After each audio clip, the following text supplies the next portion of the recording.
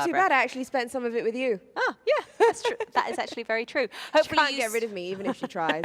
I just turn up at the doorstep. Hopefully you guys had a great weekend spending time socially distanced from lots of people, except those in your household, and with a few key people as you are going out and about.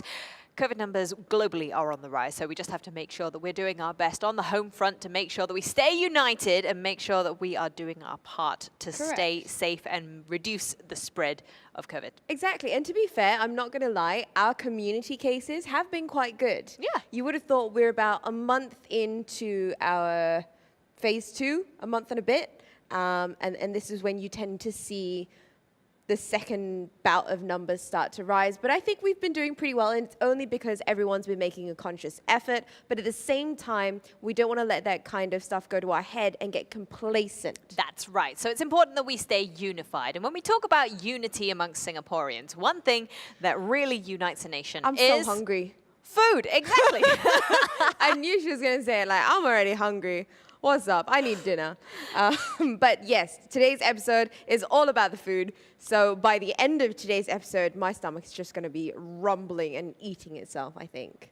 Okay, so hopefully you've already had your dinner, but if not, here's a little bit of inspiration for you. We're going to be talking to our first guest, Dylan Ong, owner of The Masses. Let's get him on set to come and join us and share a little bit more about all the good things that he's done. Now, if you joined us for the morning show before we became Kickback with Kelly and Barbara, we actually were giving away vouchers for The Masses. And The Masses is one of my favorite places to get food from, simply because it's fine dining for the masses, right? Before we get into it, I'm not going to lie, I'm slightly disappointed at your choice of attire. I was hoping for a pineapple shirt or something like that. Like, where did our matching outfits go? Actually, I wanted to wear pineapple one, but your producer say keep it down, right?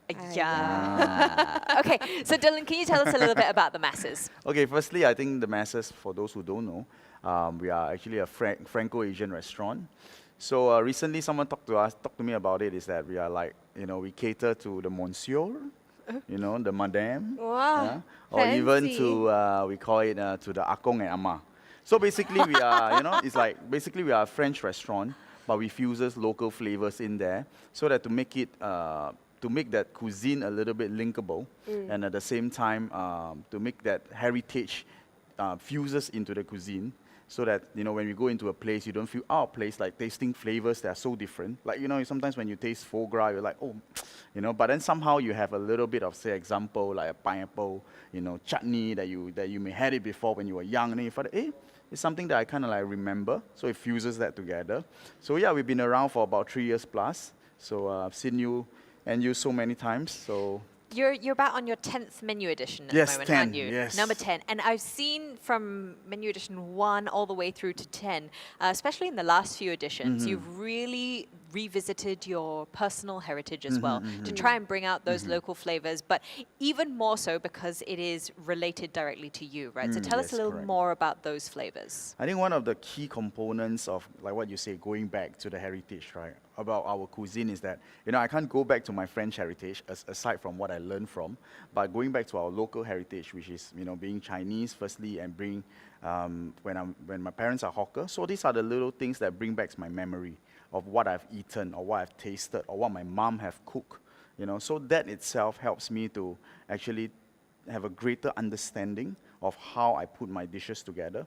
So one of the key dishes back then, I felt that it was pretty interesting, and it took on a very good, response from our guests. It's actually, we call it the Zhu Jiao Dong, which is the chilled pork trotter. It's a very traditional Teochew dish, but kind of like refuses it and make it up to become like a little bit more, we call it atas, or whatsoever you call it, right? Yep. Yeah, so I think that's what we do here. And what's the general response to these local flavors with a fine dining twist? How do people respond to the fusion especially?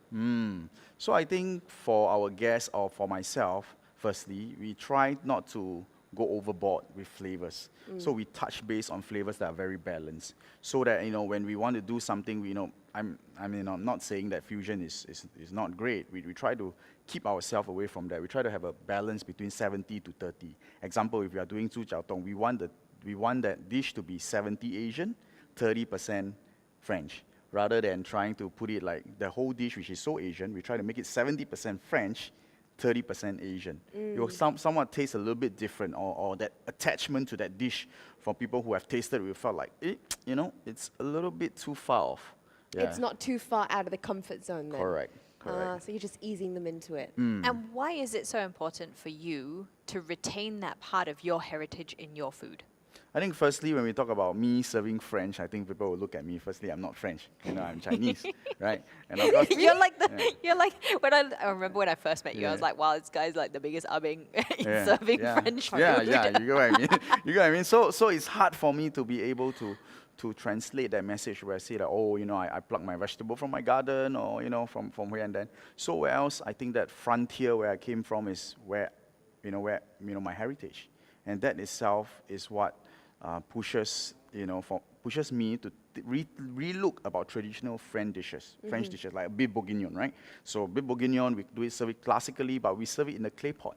Oh. Yeah, it's like, you have it in And a it's different really style. good, actually. Yeah. That is one of my favorites. It's very, very yummy Thank you. Yeah. to meat. It's very Okay. tender. So on that note, we are going to pop off for a break. When we come back, we've got Singapore's very own singing chef joining us as our second guest. This is Kickback with Kelly and Barbara. Don't go anywhere.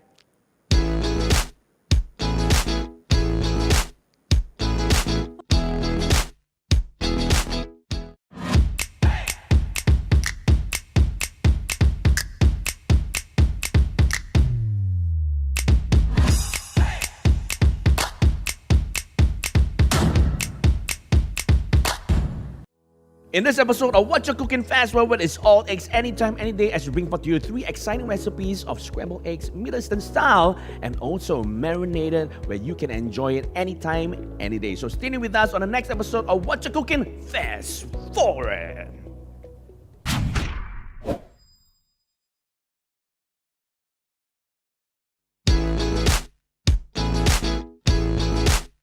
Hello and welcome back to Kickback with Kelly and Barbara. We have our second guest with us, and today it's all about the food. I'd like to welcome Irene Jansen, the singing chef. Irene, thank you for joining us. Thank you for having me. Now, a little trip down memory lane. Irene and I worked on a show called On the Go, which the whole premise of it was how you can cook healthy meals in 30 minutes or less. Yes. And it was a fun show to do, and it really helped us bond together because in the kitchen we realized that we both have a common mentality that food really does bring people together, especially the family, and that it's very important for the family to come together. But before we get into all of that ethos, the singing chef, how did that all come about? Okay, Do you sing while you cook? Because I do, and no one likes it. It's true. It's true. Yeah, I love singing. Singing was my first thing. I'm also a vocal coach, so I love music, and I sing when I cook. So what happened was I was feeding some of my friends, and one of my friends actually wrote a song. He came back the next day, and then he gave me a song about the food that I served him the few days before, and then it came about. The song became a recipe. So I sing the recipe of the song, and at the end of the song, the recipe and the food is cooked. Wow. But that's not all you've done. You actually went on, you took it to the stage, didn't you? I took it to the stage, yes, we took it to the stage, and we have singing crooners with me, Crooners with me, and we will sing and dance, and we will cook, and we will play with all the little utensils with rhythm, pasta, yeah, and this is really fun, and every dish that we have is actually a recipe. So you sing your recipe to it, Yeah. Wow, maybe I should try that. But I don't think it will make my singing any better, let's No. be honest. No, I don't think it will. So tell us more about your journey in, being a bit healthier towards food. I love cooking, and I love working with ingredients. And one thing good about it is that when I can find an ingredient that is unique in a sense, I like to infuse it into my cooking and my recipes. And healthier cooking is more about eating well, but also eating and feeling happy eating the food. So about health, I had an episode like 5 years ago. I was on a journey, and I had to cook lots of healthy food for myself to eat. And so there I came up with this recipe, and I was hoping that, if you're not feeling good or you're sick, you can eat happy food. So this is why I believe that food does help you to heal. Absolutely. I think food is not just about nourishment for your body, but it's also about nourishment for your soul, right? yeah, I mean, 100%. Dylan, you cook food that makes people happy, and that must So bring you a happy. lot of joy as well, Yes, right? yes, definitely. Right? Yeah. There must be nothing more rewarding than seeing people actually come to your restaurant and really enjoy the food you put on the table. Yeah, definitely. I think you talk about it, happy food. At the end of the day, whatever cuisine that it may be, Correct. what you want to put on the plate is really just food that are delicious and happy. When you see food, it makes you smile. It makes the inner of your body feels happy. And at the same time, of course, when you consume it, you see the love from the cook itself or from the chef itself. You can Yes. feel it. I think that's the greatest part of us loving food or cooking food. Yeah. So I'm quite curious from the both of you, how, when you come up with these recipes or when you create these dishes, how do you maintain that balance between indulgence and the balance in amount of nutrition and the right amount of taste? Like, there are just all these things you need to juggle in order to make sure that it is healthy, but it tastes good, your customers are happy. Where do you find the balance? For me, yes, indulgence is a must, right? Right. Right, So right. you want to make sure that Yes. if you're eating, you're happy eating it. Correct. yes. So we choose the ingredients that are on a healthier choice. And also when we create a recipe, it must have a balance within indulgence and, a balance of health as well. So it's very important that the food tastes good. I think Dylan will agree with me. Every time when we cook something, we will watch the person's eating it and we'll go like, okay, will they do How this? Or they will like eat all and never talk, when they're eating all the food, and we go like, yes, that's it. You know right? it's a good Yeah, meal when the whole precisely. table goes Yeah. quiet. Yes, Correct. and when the plates comes in empty, that is the sign. Yeah. So when we do a dish, or when I create a dish, it has to have a balance of indulgence, and the creation, it's going to be really yummy because we put a lot of love and thought in the dishes, right?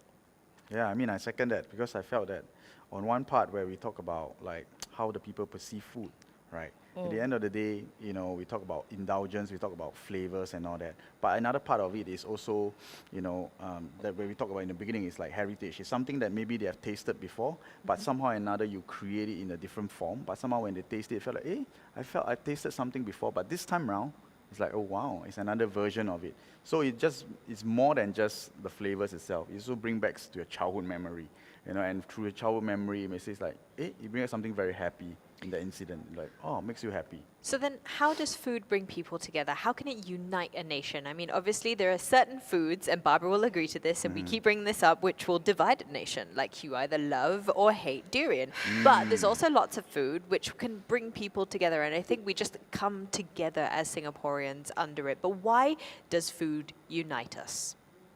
Okay, I think firstly, Singapore, we are known for food.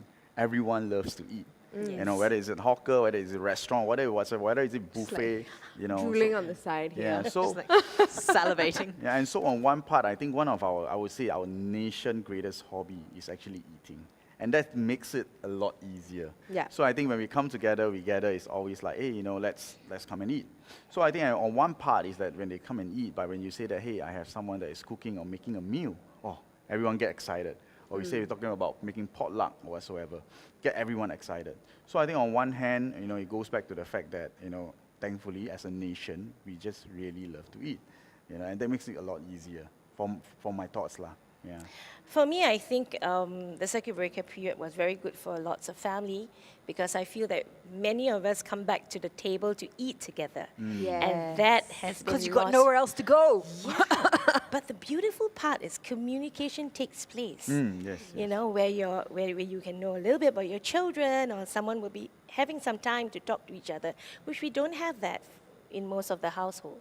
And I think food unites people together, families together, and this is the main thing that we had many, many years ago, when we always have to come home to the table to eat, Yeah, right? yeah. And we've lost that because of time and work. Yeah, I think our family was very big on whatever it is, you can do whatever you want during the daytime, but evening time, you come home, you sit down at the dinner table, and everybody comes together to eat as a family unit. And I think somewhere along the way, we've sort of lost that a little bit. Yes. People get distracted by devices, people are busy, they're always on the go, right? So I think it's very important, and this is something that you and I really resonate together with. Yes. The fact that, you know, it's dedicated time together. Yes. Is that something you preach and practice at home, Dylan, as Yeah, well? of course, because one of the things, like what you say, devices, right? You know, it's always, even for myself, like we are so busy with work, but somehow when you say that, you know, it's dinner time, we come together to eat because relationship matters. You know, at the end of the day, we come together is because we want to spend time with each other. And food somehow or another subconsciously unites that, you know, yeah. All right, so speaking of food, because I mean, that's all we've been speaking about today, we have a little challenge for you guys. It's a little taboo session. Dylan is going to be given a string of words, and you are given a minute to describe these words. And Irene, you've got to guess what they are. Ha. Of course, these are all food related, so you guys will be absolutely fine. So I'm just going to pull up all the words that we have. We're going to get a timer ready. Okay, it's very simple, I promise. Okay, we've got timer ready. We've got 60 seconds on the clock. Stand Irene, by. you ready? You okay? Okay, you ready? Let's go. Okay. And go. Breakfast, okay? Something of a spread. Kaya, Very Ah, good. You're right. Okay, katong, laksa. all Oh, right. solid. She was already prepped for that one. What and Bellini? Champagne? and- Caviar. Yes, Wow, she's awesome. good. Said it with She's so much good. love as well. Yeah. Okay, so there's this very traditional dish, we call it moonlight. Moonlight. Moonlight, or, you know, basically it's a rice noodle. Okay, then we cook it at very high heat. Then after that, we have a little bit of sauce in there. I love how he's just Yeah. describing how he's cooking this. We've got 30 seconds left on the clock. You want to pass us? Okay. Okay, you wanna pass? Okay, pass. Okay, Pass. Okay, like what just now Kelly said, what she disliked. Yeah. Durian. Durian, of course. Okay, next one. Something of an indulgence. Just now I said it also. It's like whatever pineapple, chutney, 5, served with. 4. Oh, no. Were Serve you with listening just now? 5 seconds. Okay. So it's very fatty. It's a Foie little. gras. Yes. Okay, very Yeah, one. What's that? That one is Hor hor fun. fun. Hor Moonlight. fun. Hor fun, ma. I was moonlight. I was hoping I was like, oh, I thought you were gonna say like black bean. Oh, black bean hor fun. You know. Seeds. Even you say like Yeah. black bean or beef or sliced fish, Yeah. maybe I'll go hor fun. But moonlight, Maybe. I thought something Western. Fancy, his like description. I would have said Italian. like soggy noodles with Yeah. duck. Hey, but then he cooks fusion food, so Yeah. we Yeah. got to You give never it in. Okie dokie. Well, guys, thank you so much for being part of the you. conversation. I think it's very insightful to glean from the professionals, just their hopes for how food will unite people. If you want to, you can go check out Irene and all the stuff that she does, as well as go and visit the masses, because trust me, it's we a can all go dining for dinner experience. Yeah, let's all go for dinner together. But in order to go and have dinner, obviously we need to work out and earn the food first. So we're going to go for a break. But when we come back, Barbara and I will be earning our dinner at the masses right here on Kickback with Kelly and Barbara. Don't go away.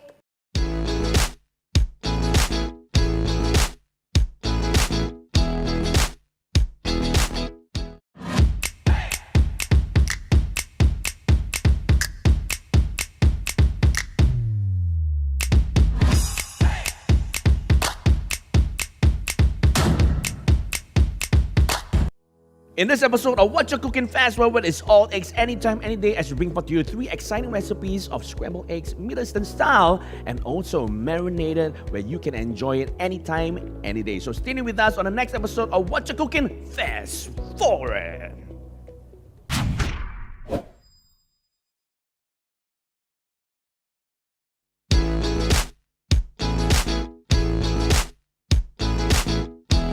Welcome back to Kickback with Kelly and Barbara. Now that we've spoken all about the indulgence and the food, and I'm super duper hungry, well, first we're going to earn our dinner. That's right. So today's workout, as usual, is going to be broken down into different segments. We'll have 40 seconds of work, 20 seconds rest, and we're going to have 5 exercises this time round so that you can then take this one and then multiply it several times to get you a full body burn. Now today we're going to be focusing on our core as well as our glutes and legs, because that's that's a great way for you to burn maximum calories. But because you're going to be overindulging and eating lots of really good food, we're going to work on your obliques so that you can wrap your body around and make sure that it all stays tucked in. Good. So, First exercise, we're going to get down onto our hands and knees in tabletop position. Just very easy, bird dogs. Extend your right hand and left leg and bring it back in. Left hand, right leg. Now this one does look easy, but it does require a fair amount of balance and core engagement. So this is a good one to help you just kind of get everything going, get nice and activated before you head on into other exercises. if you want to elevate it, you can come off your knees. Then it becomes like a solid workout. Yeah. And we are done. Whew, perfect. Next Okay. one. Next exercise we're going to do is in a side plank position. And then you're going to come up and off. And then you're going to be doing a slight rotation, down, threading through, and then coming back up, okay? Stand by. We've got 5 seconds. we were going. 4, 3, 2, 1. Come off the ground. Keep your hips up high, arm up, reach through. Try and reach the other side of your mat. As you come up, open up, reach through. You should be working that lower oblique as you open up your chest. Come back down, touch through on your mat. Whew. Nice burn. We're about halfway there. Oh my. Keep your Yeah, hips this one up. burns. Hey-ya. Keep going. Breathe through it. You want to try and keep your hips stacked up on top of each other. Try not to sway them too far backwards and forwards. Another 5 seconds. 4, 3, It's good exercise. 2, 1. Good job, Kelly. We're going to stay on this side. And we're going to take our legs and we're going to take our lower leg this time round. And then we're going to lift it up into an inner thigh lift. Hip on the ground. Yep, hip on the ground. Perfect. And lifting up just to activate your inner thigh. And then afterwards, we're going to do a clamshell. So we'll break just it like out that. in 20 seconds. 20 seconds each. Ready? And let's go. Up, up, up. Now this one looks small, but it does do a lot, I promise. Okay, you've got another 7 seconds left on this side. 3, 2, 1, and then legs together, and then clamshell up. Oh, you're clamshelling with your feet off the ground. Yeah, feet off the Oh. ground in this position. And this time, your focus is on that upper glute, squeezing it, keeping your heels off the Ooh. ground. Feel the burn. Is a slow killer, trust Keep me. the balance. And rest. Oh. Now we're going to go off onto the other side now. So we're going to redo everything on the other side. So you've got first up, your it'll plank be your rotations? obliques. Yes. So on that side, we've got another 3 seconds. 2, 1. Come on up. Arm up. Thread through. Arm up. Thread through. Up. Thread through. Up. Thread through. Another 30 seconds to go. I have to stop talking. Bara stop talking because she's concentrating so much. Keep going. Hold it nice and strong. If you need to, you can always drop down onto your knees. Keep your hip off the ground. Kelly is 10 very put seconds. together. Okay, let me just do this last bit. 5, 4, 3, 2, 1. Very nice. Okay. Okay, now remember, it's your lower leg this time, just slightly in front, and you'll be raising it just off the ground, activating your inner thighs to get a really good burn. And okay? as tempting as it is to take a nap while you're lying on the floor, let's try not to. Okay, in 3, 2, 1, let's go. Lift. Lift. Lift. Try and see if you can get it at least 6 inches off the ground. And whilst you're in And that not position, just moving the ankle. I Yeah. found myself going and then like trying to tilt my leg up. I'm like, okay, apparently that doesn't count. so as you go up, squeeze at the top position before you release. Squeeze and squeeze and squeeze. Like Now into inner that thigh clamshell strength. position. It's something that we don't Squeeze. always focus on. Squeeze. Now, one thing that you'll realize is that you may not have that rotation mobility in your hips. So just go slow and steady and try and see how far you can open up that hip. Last one. And rest. Ah, Good job, Kelly. Are you okay? I feel like good job, Barbara, is also warranted. Okay. Well, now you've got a nice little workout for you to do. You can repeat this one several times through to get you a nice 15-minute burn for your obliques as well as your glutes and your inner thighs. Burn. And you've definitely earned your dinner by this point. We are done and dusted for today, but make sure you join us on Wednesday. We will be planting the seed for future generations by talking about what we can do in our own personal capacities to make sure that we are ensuring there is a green Singapore for the next generation. I'm looking forward to that one. I really am. And we're in a solid lead up to National Day. We've got a whole array of stuff that's going to be happening here on Get Active TV. In the meantime, stay safe. Stay strong. And you don't really need to stay at home, but make sure you're doing whatever you can within your community to keep everybody safe. Remember, 5 packs. We'll see you on Wednesday, 8 p.m. here on Get Active TV. This is Kickback with Kelly and Barbara. Bye-bye.